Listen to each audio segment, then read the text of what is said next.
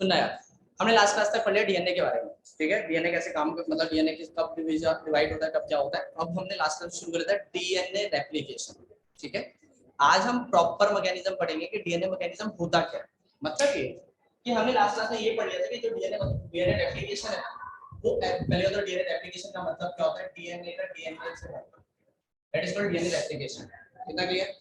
दूसरा हमने पढ़ा था कि ये कब होता है, तो ये S phase of the cell cycle में, S phase of the cell cycle कब होता है, एस फेज में कहाँ होता है, तो जहां जहां पे डीएनए पाया जा सकता है। तो डीएनए न्यूक्लियस में होता है वहां पे होगा, माइटोकॉन्ड्रिया में होता है वहां पर होगा, क्लोरोप्लास्ट में होता है सेल प्लांट सेल में वहां पर होगा, और अगर यूकैरियोट है तो उसके साइटोप्लाज्म में होता है तो वहां पर, सॉरी प्रोकैरियोट है तो वहां पर होगा।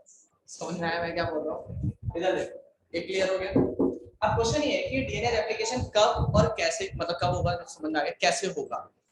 पहली चीज हमने पढ़ी थी कि जो डीएनए है ना वो एक सेमी कंजर्वेटिव मेथड दिखा है। इसका मतलब ये था कि अगर डीएनए के दो स्ट्रैंड्स हैं कुछ इस तरीके से, तो डीएनए जब कॉपी बनाता है तो एक स्ट्रैंड ओरिजिनल रहता है और जो नया नया बनता है उसमें एक पुराना वाला होता है और एक नया वाला होता है।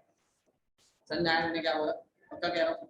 मतलब सिंपल सी बात ये है कि जब भी डीएनए रेप्लिकेट होगा तो एक से दो बनेंगे, दो से चार बनेंगे, चार से आठ बनेंगे, लेकिन हमेशा होगा ये कि जो डीएनए वो सेपरेट होगा, एक नया मतलब एक और पुराना होगा और एक उस पे नया बनेगा, एक पुराना होगा उस पे एक नया बनेगा, फिर वो आपस में सेपरेट होंगे। ऐसे करते करते हमेशा काम चलेगा। इसको कहते हैं सेमी कंजर्वेटिव। इस चीज को एक्सपेरिमेंटली प्रूव करने के लिए दो साइंटिस्टों की थ्योरी आई थी। इन साइंटिस्ट का नाम क्या था, मेसलसन एंड स्थल, 1958 में। तो मेसलसन एंड स्थल ने एक्सपेरिमेंटली प्रूव करा कि भाई डीएनए जो है ना वो सेमी कंजर्वेटिव मेथड ही दिखाता है कि भाई एक डीएनए से जब दो डीएनए बनेंगे तो उसमें जो दो डीएनए बन रहे हैं उसमें एक स्ट्रैंड ओरिजिनल होगा, एक स्ट्रैंड पुराना होगा, एक स्ट्रैंड ओरिजिनल होगा, एक स्ट्रैंड पुराना होगा, ये मैकेनिज्म चलता रहेगा। इतना क्लियर, पक्का समझ में आ गया। आगे सुनो, अब हम पढ़ेंगे कि डीएनए रेप्लिकेशन असलियत में होता कैसे है। तो पहले ये समझ लो कि डीएनए रेप्लिकेशन होते समय किस किस चीज की जरूरत पड़ती है, फिर हम धीरे धीरे आगे बढ़ेंगे और फिर उस मैकेनिज्म को समझेंगे। क्लियर, सुनना। तो सबसे इंपॉर्टेंट बात ये है कि अगर आपको डीएनए रेप्लिकेशन करानी है ना तो आपको क्या क्या चीजें चाहिए। तो सबसे पहले डीएनए रेप्लिकेशन कराने के लिए हमें क्या चाहिए होगा बताओ जरा, डीएनए। वाह, सबसे पहले डीएनए रेप्लिकेशन कराने के लिए तो डीएनए चाहिए होगा। क्लियर है। अब क्वेश्चन ये है कि ध्यान सुनना, क्वेश्चन ये है थोड़ा सा, ठीक है। डीएनए रेप्लिकेशन के हमें क्या चाहिए, डीएनए चाहिए। अभी डीएनए रेप्लिकेशन में डीएनए काम कैसे करेगा इसको समझो जरा। दूसरी इंपॉर्टेंट बात, हमें डीएनए के साथ साथ चाहिए होगा एक ऐसा मॉलिक्यूल जो क्या करेगा, पहले समझो। हमारा जो डीएनए स्ट्रैंड है वो डबल हेलिकल स्ट्रक्चर था, मैं उसको सीधा कर दूं तो वो कुछ ऐसा दिखाई देगा, ऐसा दिखाई देगा। और उसके बीच में बॉन्ड्स होते हैं, वो कौन से बॉन्ड्स होते हैं, हाइड्रोजन बॉन्ड्स होते हैं। क्लियर, वो हाइड्रोजन बॉन्ड्स कुछ इस तरीके से दिखाई देंगे। बताओ समझ में आया कि नहीं आया, क्लियर है, ज्यादा समझ में आया। अब मेरी बात सुनो, अगर मुझे एक डीएनए से दो डीएनए बनाने हैं तो होगा ये कि इसका ये वाला स्ट्रैंड होगा वो इधर आ जाएगा और ये वाला जो स्ट्रैंड होगा वो इधर आ जाएगा, फिर इसके चारों तरफ एक नया स्ट्रैंड बनेगा यहाँ पर और यहाँ पर, तब एक से दो स्ट्रैंड बनेंगे। बताओ समझ में आया कि नहीं आया, ऐसे ही होगा और इसके बीच में फिर हाइड्रोजन बॉन्ड्स आ जाएंगे। इतना क्लियर है, बताओ समझ में आ रहा है कि नहीं आ रहा, पक्का क्लियर हो गया।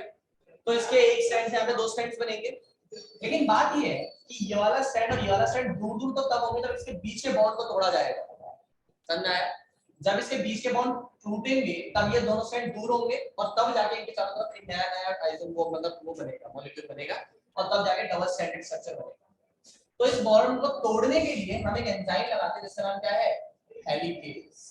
क्या नाम है एंजाइम का, हेलिकेज। इस एंजाइम का नाम है हेलिकेज, जो क्या करता है, डीएनए के यहाँ पे इंट्रोड्यूस होता है और इसके हाइड्रोजन बॉन्ड को तोड़ते हुए जाता है।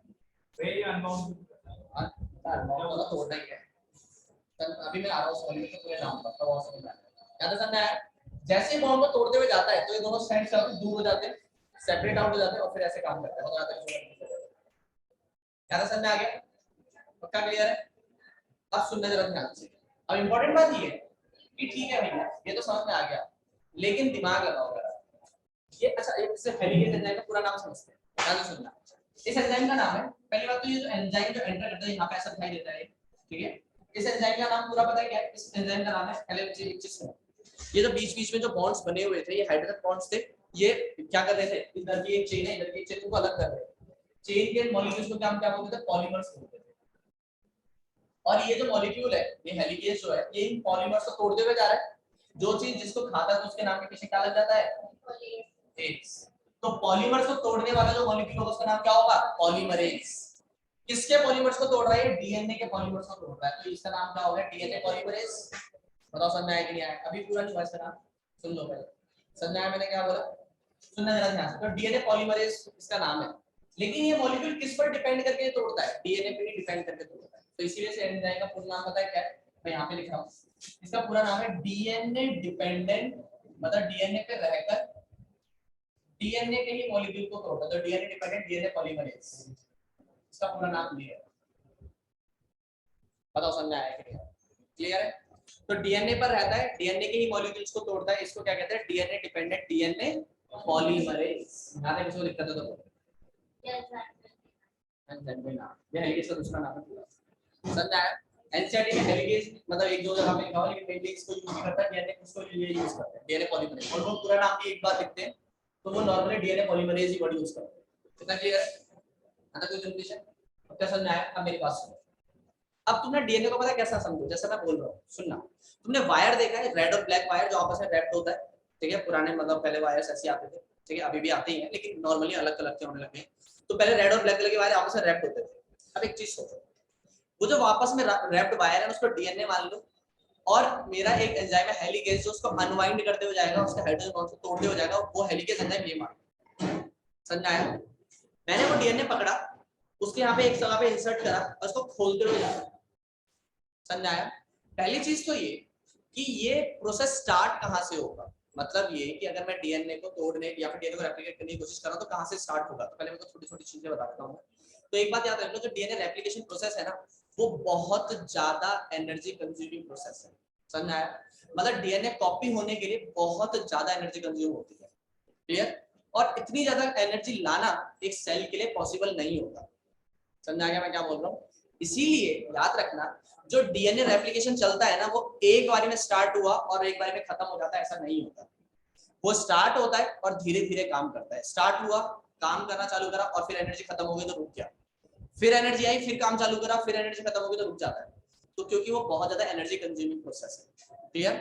अच्छा, अब क्वेश्चन ये है कि भैया ये जो हेलिकेज एंजाइम है ये कितने मॉलिक्यूल कैसे तोड़ता है? तो सिंपल सा इसका आंसर ये है कि लगभग 2000, इनको क्या कहते हैं, जो पीछे बॉन्ड्स होते हैं इनको क्या कहते थे? हाइड्रोजन बॉन्ड्स होते थे, बेस पेयर्स कहते थे। जो लगभग 2000 बेस पेयर्स को प्रति सेकंड तोड़ता है, मतलब पर सेकंड 2000 बेस पेयर्स को तोड़ते हुए जाता है। क्लियर हो गया? पक्का समझ आया? जो काम बहुत तेजी से चल रहा है, लेकिन ऑब्वियसली बात है कि ये बहुत बड़ा डीएनए है, अरबों में है बेस पेयर्स, तो उसको तोड़ने में टाइम भी बहुत ज्यादा लगेगा और एनर्जी बहुत ज्यादा लगती है। पूरा डीएनए रेप्लिकेशन प्रोसेस में कितना टाइम लगता है? लगभग 38 मिनट्स। समझ आया मैंने क्या बोला? कितने मिनट्स लगते हैं? लगभग 38 मिनट। तो मैं वो लिखवा दूंगा, लेकिन तुम्हें इतना तो समझ में आ ही गया होगा कि भैया डीएनए रेप्लिकेशन जो प्रोसेस है उसके लिए सबसे पहले क्या जरूरी है? डीएनए जरूरी है, ठीक है? एंजाइम से तोड़ते हुए जाएगा। लेकिन अब एक क्वेश्चन आता है कि भैया ये बताओ कि क्या डीएनए रेप्लिकेशन मतलब जैसे मान लो फॉर एग्जांपल पूरा डीएनए, तो क्या डीएनए रेप्लिकेशन बिल्कुल यहाँ से स्टार्टिंग से स्टार्ट होगा? इसका मतलब ये कि डीएनए रेप्लिकेशन का यहाँ से स्टार्ट होगा, तो डीएनए रेप्लिकेशन कहीं से भी स्टार्ट हो सकता है, यहाँ से भी हो सकता है, यहाँ से भी हो सकता है, यहाँ से भी, तो और ऑलमोस्ट एंडिंग से भी हो सकता है। डिपेंड किस बात पे करेगा? तो ये डिपेंड करता है एक ऐसे पॉइंट पे जहां से रेप्लिकेशन स्टार्ट होता है। समझ आया? जहां से रेप्लिकेशन स्टार्ट होता है तो उसको बोलते हैं ओरिजिन ऑफ रेप्लिकेशन। क्या बोलते हैं उसको? Origin of replication. उस पॉइंट का नाम क्या है? समझ आया? शॉर्ट में इसका नाम है पुराई। क्लियर? तो ओरिजिन ऑफ रेप्लिकेशन पता है क्या होता है? एक स्पेशल सीक्वेंस होता है, एक स्पेशल सीक्वेंस होता है। अगर वो सीक्वेंस स्टार्टिंग में है तो डीएनए रेप्लिकेशन यहाँ से स्टार्ट हो जाएगा। अगर वो सीक्वेंस यहाँ पर है तो यहाँ से स्टार्ट होगा, यहाँ पे है तो यहाँ पे स्टार्ट होगा, जहाँ पे होगा वहां से रेप्लिकेशन स्टार्ट होगा। बताओ समझ में आया कि नहीं आया? तो सबसे पहले ये हेलिकेज एंजाइम आता है हाइड्रोजन बॉन्ड्स को तोड़ने के लिए, बेस पेयर्स को तोड़ने के लिए, लेकिन कहाँ पे इंसर्ट होगा? जहाँ पे ओराई होगा। जहाँ पे ओराई होगा वहां से इंसर्ट करके वहां से तोड़ते हुए जाएगा। क्लियर है बात? अब मैं तुम्हें वायर का एग्जांपल दे रहा था, अब मेरी बात सुनना जरा ध्यान से। और ये इसलिए भी समझना जरूरी है क्योंकि एनसीईआरटी में जो मैं एंजाइम का नाम लूंगा, एनसीईआरटी ने उस एंजाइम का नाम एनसीईआरटी में डिनोट नहीं किया होगा। ठीक है? इसलिए ध्यान से सुनो। मान लो फॉर एग्जांपल तुम्हारे पास एक वायर है। समझाया मैंने क्या बोला? तुम्हारे पास क्या एक वायर है, वायर का एक पॉइंट तुमने ढूंढ लिया जिसका नाम क्या होगा? जहां पे तुम इसको इंसर्ट करोगे उस पॉइंट का नाम क्या होगा? ओराई। अभी बताया मैंने। जहाँ पे एलिगेस स्टार्ट करना, तोड़ना पहुंचो उस पॉइंट को कहते हैं ओराइन। तो ये वहां पे इंसर्ट कर दिया जाता है। इतना क्लियर है? पक्का समझ में आ गया? जैसे ही उसमें जगह पे इंसर्ट होता है, मेरी बात सुनना, वायर का हल्का सा तुमने पॉइंट खोला, उसमें इसको इंसर्ट कर दिया, अब तुम इसको पकड़ के इसको अगर खींचते हुए जाओगे तो वो जो वायर है वो खुलता हुआ जाएगा। क्लियर? लेकिन खुद सोचो, जैसे जैसे वो आगे जाएगा, आगे जाकर एक जगह पे अटक जाएगा, ये जो एंजाइम आगे जाके अटक जाएगा। क्यों अटक जाएगा? वहां पे टेंशन इकट्ठी हो जाती है। नहीं समझ में आया? वायर है मेरे पास, वायर है नहीं, वरना मैं तो दिखाता। जो रोल्ड वायर होता है उसके एक जगह पे इंसर्ट करा, उसको मैं खींचते हुए आगे जा रहा हूँ, तो जैसे ही एक जगह पे पहुंचूंगा तो वहां पर ना वायर एकदम मतलब टाइट हो जाएगा, टेंशन इकट्ठी हो जाएगी, इससे आगे नहीं बढ़ेगा ये। फिर मुझे क्या करना पड़ेगा? वहां पे थोड़ा सा लूज करना पड़ेगा, फिर ये आगे बढ़ जाएगा, फिर आगे जाके टेंशन इकट्ठी कर देगा, फिर वहां पे लूज करूंगा, फिर आगे बढ़ जाएगा। तो ऐसे काम चलेगा? चलेगा कि नहीं बताओ? खुद सोचो, अगर मैं इसको इंसर्ट करके आगे खींचते हुए जा रहा तो वायर पूरा खुलते हुए चल जाएगा क्या? नहीं खुलेगा ना, एक जगह पे थोड़ी सी दूर जाके वो अटक जाएगा। वहां पे वो जो टेंशन इकट्ठी होगी उसको थोड़ा सा लूज कराना पड़ेगा, फिर ये फिर आगे मूव कर जाएगा, फिर टेंशन इकट्ठी हो जाएगी। समझ में आ रहा है? अब इस टेंशन को रिलीज कराने के लिए डीएनए में कौन काम करता है? तो एक एंजाइम है जिसका नाम क्या है, मैं एक नया एंजाइम का नाम लिख रहा हूं। ठीक है, इस एंजाइम का नाम है टोपोआइसोमरेज। क्या नाम है इस एंजाइम का? टोपोआइसोमरेज। तो होता ये है कि डीएनए को, डीएनए के स्ट्रैंड्स को जब हेलिकेज तोड़ते हुए जाता है तो आगे जाके टेंशन इकट्ठी हो जाती है, क्योंकि खींचने की वजह से ना वो टेंशन इकट्ठी हो जाती है। क्योंकि खुद सोचो, डीएनए ऐसे है तो हाइड्रोजन बॉन्ड को तोड़ते हुए जाएगा तो डीएनए ऐसे होता जाएगा। ठीक है, जब ये दोनों स्ट्रैंड्स दूर जाएंगे तो यहाँ पे आगे एक जगह पे टेंशन इकट्ठी हो जाएगी नीचे की तरफ, यहाँ पर समझा, तो इससे आगे नहीं बढ़ पाएगा वो।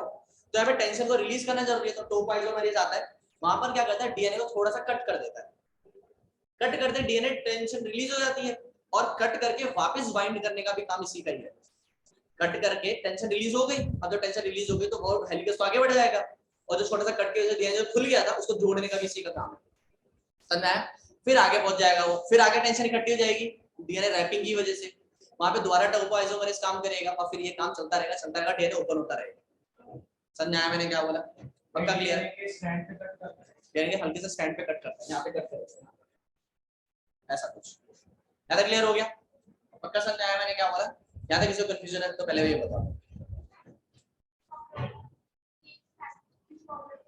डीएनए पैक किस फॉर्म में होता है? क्रोमैटिन की फॉर्म में।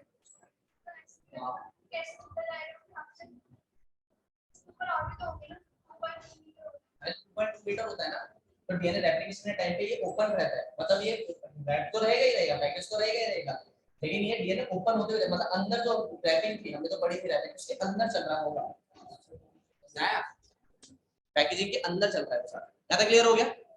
पक्का क्लियर है यहाँ तक?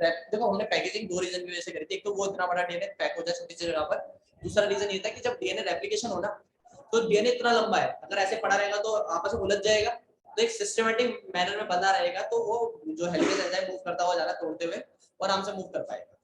क्लियर? 2.2 मीटर, उसमें कितने बेस पेयर होते हैं मैंने तो बता चुका हूं। हां, ज्यादा क्लियर हो गया? पक्का समझ आ रहा है मैं क्या बोल रहा हूं? सुन जरा ध्यान से।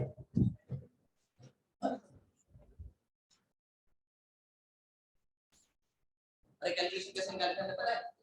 3.6 बेस पेयर के बीच में कितना डिस्टेंस था? 0.34, तो लगभग इतने बेस पेयर्स हैं, तो इसको मल्टीप्लाई करो तो 0.34 से लगभग 2.2 मीटर आएगा, तभी तो डीएनए 2.2 मीटर का था हमारा। ठीक है, मतलब इसके अप्रॉक्स काउंटिंग चलती रहती है प्रोकैरियोट और यूकैरियोट। कितना क्लियर है? ज्यादा समझ में आया? अब हम पढ़ेंगे डीएनए रेप्लिकेशन होती कैसे है। कितना क्लियर? पक्का समझ में आ रहा है? हटा दो ये। तो टोपोआइसोमरेज ज्यादा इंपॉर्टेंट है नहीं, इसलिए इसको की जरूरत है नहीं। बुराई का ध्यान रखना, बुराई कैसे काम करता है और उसके बारे में फिर आगे।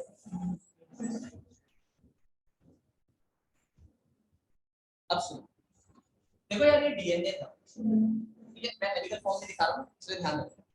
ठीक है, ये डीएनए के बेस पेयर्स है। क्लियर? ये डीएनए के बेस पेयर्स है, यहां पर एक एंजाइम को एंटर करता है जिसका नाम क्या है?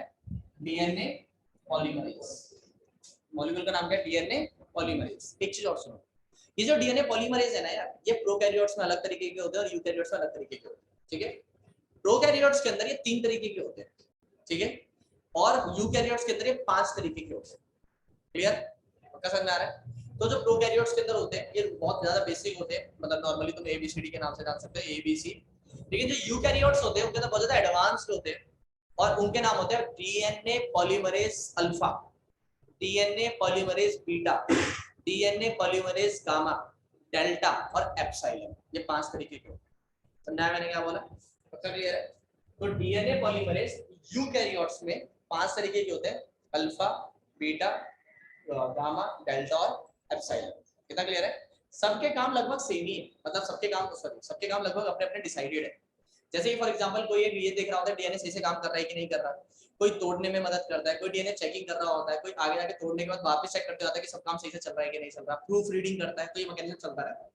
समझ आया? सबने अपना काम बांटा होगा। लेकिन हमें अभी मतलब है हेलिकेज से, और हेलिकेज एक तरह का क्या होता है, मॉलिक्यूल होता है जो बॉन्ड्स को तोड़ते हुए जाएगा। कितना क्लियर है? अब मेरी बात सुनो, जैसे ये मॉलिक्यूल उसको तोड़ते हुए जाता है तो डीएनए जो है वो ऐसे अरेंज होता है। अभी ऐसे अरेंज होगा, सिंपल सा आंसर है इस बात का कि अभी मॉलिक्यूल इसका मतलब यहाँ पर है, तो जितना वो तोड़ते हुए जाता है तो दो डीएनए स्ट्रैंड्स होते हैं वो दूर हो जाते हैं। डीएनए स्ट्रैंड दूर, जैसे मतलब ये मैं ये बोल रहा हूँ, यहाँ से तोड़ते हुए जाएगा, मान लो अभी यहाँ तक पहुंचा है, तो यहाँ तक पहुंचने के बाद यहाँ तक का जो डीएनए वो खुल जाएगा, वो ऐसे खुल जाएगा। ऊपर अभी यहाँ पर है तो इसका ये मॉलिक्यूल कहाँ पे पहुंच रहा है, यहाँ पे पहुंच रहा है, इससे आगे तोड़ेगा, जैसे जैसे तोड़ते हो जाएगा वैसे वैसे डीएनए खुलता हो जाएगा।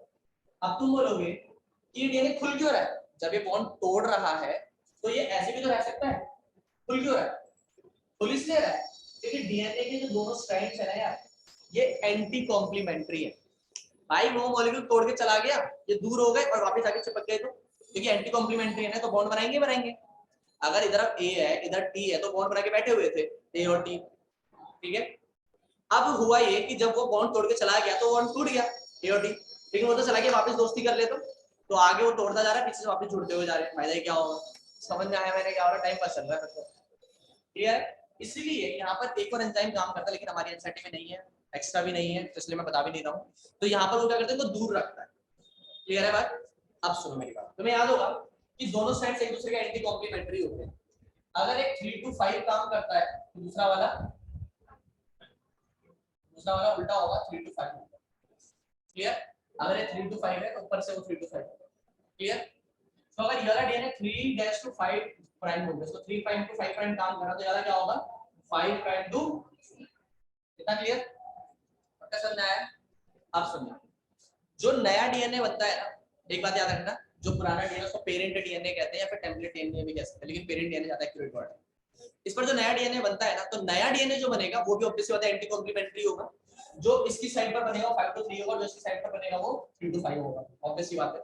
लेकिन जो नया डीएनए बनता है वो हमेशा 5 to 3 की डायरेक्शन में बनता है। इसका मतलब ये कि वो पेरेंट डीएनए को यूज करता है 3 to 5 वाले को, और खुद बनता है 5 to 3 की तरफ।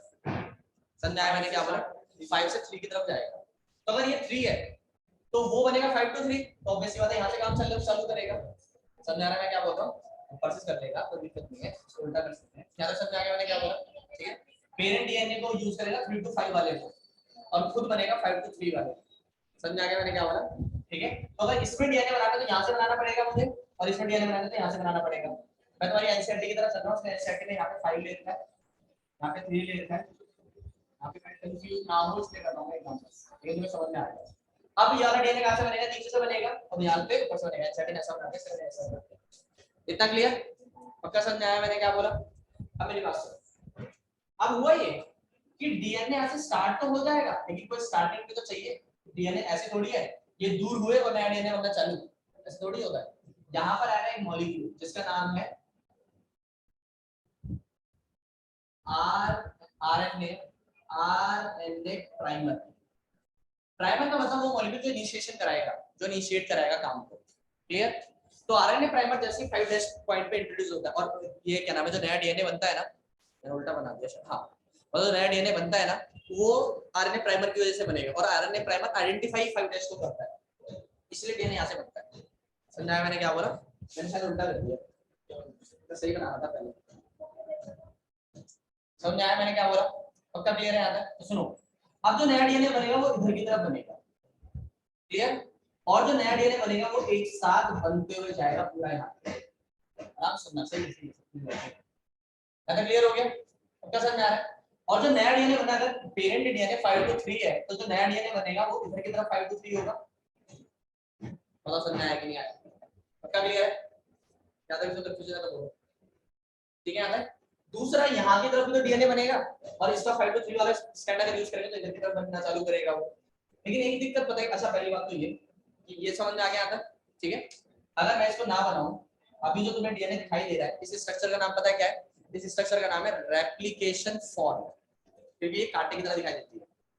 रेप्लिकेशन फॉर्म जानते हो ना, तो जिससे वो खाते हैं कांटे वाली चम्मच, हाँ, तो रेप्लिकेशन फॉर्म की तरह दिखाई दे रही है, ठीक है। तो रेप्लिकेशन फॉर्म की तरह दिखाई दे, इसलिए इस टाइप के स्ट्रक्चर का नाम क्या होता है? Replicating form, replication form. Clear है यहाँ तक? समझ में आ गया मैंने क्या बोला? अब यहाँ पे आरएनए प्राइमर इंट्रोड्यूस होगा और आरएनए प्राइमर इंट्रोड्यूस होते ही यहाँ पर डीएनए बनता हो जाएगा, जो क्या बनेगा 3 डैश, मैंने उल्टा कर दिया, ये 5 to 3 बनता है, मतलब ये 5 to 3 बनेगा, ठीक है। अभी के लिए मैं बंद लिख रहा हूँ, अभी मैं हैंड में सही करूंगा। इतना क्लियर हो गया? ना क्लियर हो गया? अब इधर देखो, इससे 3 to 5 बाद में है, लेकिन इससे इंपॉर्टेंट अब एक ये टर्म है, तो सुनो। जो डीएनए का एक स्ट्रैंड होता है ना यार, वो कंटीन्यूअस बनता है। दिक्कत आती है इधर की तरफ, क्यों दिक्कत आती है? क्योंकि ये बहुत ज्यादा एनर्जी कंजम्पशन वाला प्रोसेस था, तुम्हें याद ही है। तो जिसकी वजह से क्या होने लग जाता है, यहाँ पर जो डीएनए स्ट्रैंड बनता है, यहाँ पे भी आरएनए प्राइमर इंट्रोड्यूस होगा, क्योंकि बिना आरएनए प्राइमर इंट्रोड्यूस हो डीएनए नया स्टार्ट नहीं हो सकता। तो वो जैसे इंट्रोड्यूस होता है तो यहाँ पे डीएनए को कॉपी करता है, लेकिन वो वहीं पे रुक जाता है। इस वजह से दोबारा आपको आरएनए प्राइमर इंट्रोड्यूस करना पड़ेगा और दोबारा थोड़ा सा बढ़ेगा, ये फिर टूट जाएगा, फिर दोबारा आरएनए प्राइमर इंट्रोड्यूस करना पड़ेगा, या फिर आगे बढ़ेगा। तो ऐसे करते करते होता ही है कि जो आरएनए प्राइमर है वो बार-बार इंट्रोड्यूस करने की वजह से एक तरफ तो कंटीन्यूअस बनता है और दूसरी तरफ डिसकंटीन्यूअस बनता है। समझा है? पक्का क्लियर? जिसकी वजह से एक तरफ तो डीएनए स्ट्रैंड बन रहा है, उसका नाम है कंटीन्यूअस स्ट्रैंड, और जो दूसरी तरफ बन रहा है उसका नाम क्या है? Discontinuous strand. इतना क्लियर? डिसकंटीन्यूअस है ना, एनर्जी कंजम्पशन बहुत ज्यादा है, ठीक है। अब होता ही है कि एक स्ट्रैंड पेरेंट डीएनए तो ये रहा और इधर वाला पेरेंट डीएनए ये रहा। इस पर जो डीएनए बना वो परफेक्ट एकदम प्रॉपर बना, लेकिन यहाँ पर जो डीएनए बना वो छोटे-छोटे टुकड़ों में बना। क्लियर? अब यहाँ पर क्या होता है, एक एंजाइम आता है, इसका नाम बहुत ज्यादा जरूरी है, यहाँ पे भी यूज होगा, बाद में भी यूज होगा, हमेशा यूज होगा, जिसका नाम है फेविकॉल। फेविकॉल लेंगे, एंजाइम का नाम है डीएनए लाइगेज। क्या नाम है एंजाइम का? DNA ligase. डीएनए लाइगेज पता है कहां से टर्म आया है? लाइगेट से आया है। लाइगेट का मतलब क्या होता है? चिपकाना। लाइगेज का मतलब पता है? लाइगेट, लाइगेट का मतलब होता है चिपकाना। तो डीएनए लाइगेज क्या करता है? जैसे लिगामेंट, हाँ मतलब वही। तो लाइगेज क्या करता है? ये डीएनए जो छोटे-छोटे टूटे हुए स्ट्रैंड्स हैं उनको जोड़ देता है और परफेक्ट पूरा एक डीएनए प्रॉपर बना देता है। पता है तक कंफ्यूजन है? क्लियर? समझ आ गया मैंने क्या बोला?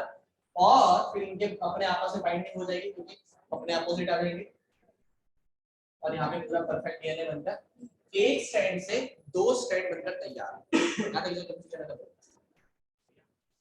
आरएनए प्राइमर मतलब जैसे अभी सेपरेट ही हो रहा है तभी आ जाता है, तभी आ जाता है, मतलब एक ही साइड आएगा ना? नहीं बॉन्ड तब मतलब बनाते हुए जाएगा, लेकिन एकदम से स्टार्ट नहीं करेगा, एक ही साइड आएगा ना, दोनों तरफ आता है ना। नहीं मतलब पहले वाला तो अब तक पूरा टूटा ही नहीं, दोनों एक साथ टूट रहे हैं भाई।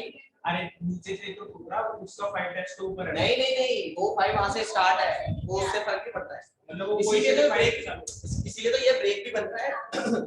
इसलिए तो ब्रेक भी बन रहा है ना, फिर इसका बार-बार 5 नया आ जाता है, थोड़ा सा ऊपर फिर नया 5 आ जाता है, फिर थोड़ा सा ऊपर फिर नया 5 आ जाता है, इसलिए से ये भी तो हो रहा है, एनर्जी कंजम्पशन और वो काम चल रहा है। अब याद रखना इसमें,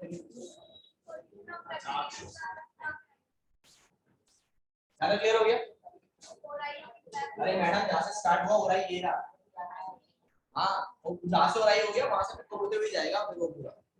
अब वो ओराई जो होता है स्पेसिफिक सीक्वेंस होता है, उसको ओराई यहाँ पर मिले, यहाँ पर मिले, यहाँ पर मिले, वो डिपेंड करता है। मेरी बात सुनो, प्रोकैरियोट्स के अंदर एक ओराई होता है, प्रोकैरियोट्स के अंदर एक ही स्टार्टिंग पॉइंट होता है, लेकिन जो वो होता है क्या नाम है, यूकैरियोट्स होते हैं कई सारे ओराई हो सकते हैं, तो कहीं से भी काम चालू हो जाएगा, लेकिन जहाँ से चालू होगा वहां से कंटिन्यू चलता रहेगा आगे तक। समझाया? अब पीछे का अगर जो स्टूडियो वो नहीं होगा, और अगर मान लो यहाँ पे भी हो रही है और यहाँ पे भी हो रही है, तो यहाँ पे भी इंट्रोड्यूस हो गया, यहाँ पे भी इंट्रोड्यूस हो गया, तो वो इतना तोड़ेगा और ये अपने आगे का तोड़ेगा। समझा रहा है मैं क्या बोल रहा हूँ? अपना अलग अलग मैकेनिज्म है, डीएनए पूरा रेप्लिकेट होना है, लेकिन हिस्सों में हो सकता है, कुछ सीक्वेंस नहीं है। अच्छा वो जहाँ से काम स्टार्ट होगा अभी आएंगे उस सीक्वेंस पे, समझा?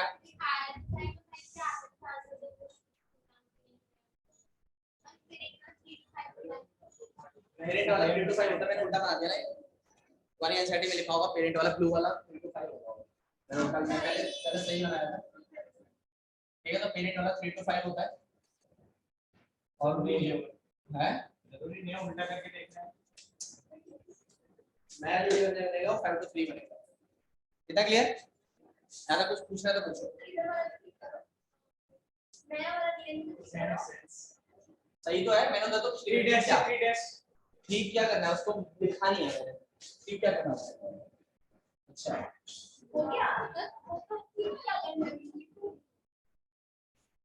ये सही में 125 में हो गया। चलो आगे बढ़ते हैं। इतना क्लियर है? टीचर तो दादा तक खाने के लिए ब्रेड निकल रहे हैं, मैं बता रहा हूं। हां कितने साल हो गए? 8 साल। 9 8 हो गए। नहीं उसने आप हो गया आपका 25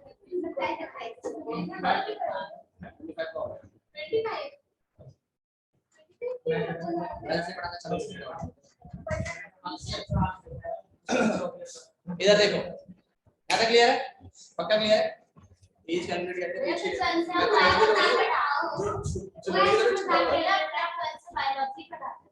मैंने पहले 10th पढ़ाना चालू करा था, उसके बाद मैंने क्या नाम है 2017 में मैंने 12th पास स्टार्ट किया। साइंस पढ़ाता था पहले, 2017 से मैंने बायो चालू किया, लेकिन बायो के लिए मैंने आज तक उतना ज्यादा मेहनत नहीं करी जितनी इस साल कर रहा हूँ मैं। रीजन मतलब पिछला बच्चे भी मतलब अब मैं बच्चों को तो बोल नहीं सकता, ऑनलाइन था वो पूरा प्रोसेस। लेकिन दूसरी इंपॉर्टेंट बात ये है कि अभी तक मैं क्या कर रहा था, अभी तक मेरा बहुत सारा टाइम जाता था 10th क्लास में। अब मेरा 10 मैंने बता ही रहा था कि मेरा 10th पूरा ऑटोमेट हो गया। अब मैं उसमें ये मतलब आता हूँ पढ़ाता हूँ चले जाता हूँ, क्योंकि अब वो मेरी बुक बन गई है, वो टीम चेक करती है पेपर, उसके लिए कोई टेंशन नहीं है। 12 का भी अगले साल हो जाएगा। 12 का एक दो साल